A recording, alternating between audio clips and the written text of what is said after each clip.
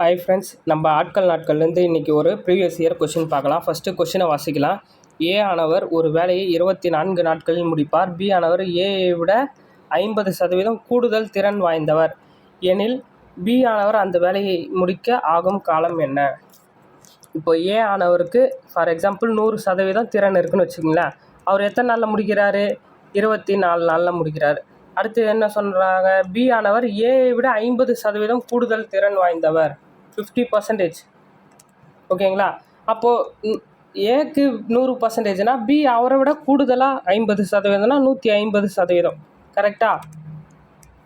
கூடுதலாக 150% திறன் இருக்கிறவர் எத்தனை நாளில் முடிப்பாங்க அப்படின்னு கேட்குறாங்க. அதை எக்ஸ்ன்னு வச்சுப்போம். இப்போ பாருங்கள், 100% இருக்கிறவர் 24 முடிக்கிறாருன்னா 150% திறன் இருக்கிறவர் கண்டிப்பாக அவரை விட என்ன பண்ணுவார்?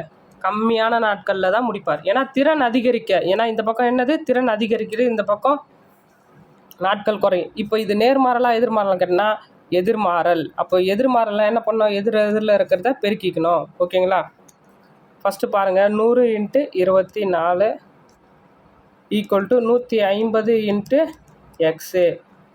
இப்போது 250 100, இங்கே 350 150, 1 3 3 7 3 8 3 24. அப்போ 8 × 2, அதாவது கேன்சல், 2 × 8 எக்ஸ் = 16 நாட்களில் முடிப்பார். அப்போ பி எத்தனை நாளில் முடிப்பார்?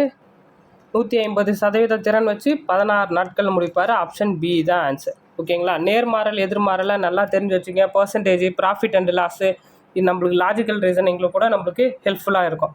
Okay, thank you. உங்களுக்கு யாருக்குன்னா லாஜிக் நேர்மாறல் எதிர்மாறல் எப்படின்னு தெரிலனா அதுக்கு தனியாக வீடியோ போட்டிருக்கேன். ப்ளேலிஸ்ட்டில் செக் பண்ணி பாருங்கள், உங்களுக்கு இருக்கும். Okay, thank you. உங்களுக்கு எதனா டவுட்னா கமெண்ட் பண்ணுங்கள். இல்லை எந்த மாதிரி கொஷின்ஸு சால்வ் பண்ணி போடணும்னு சொல்லுங்கள். நான் உங்களுக்கு கண்டிப்பாக போடுறேன்.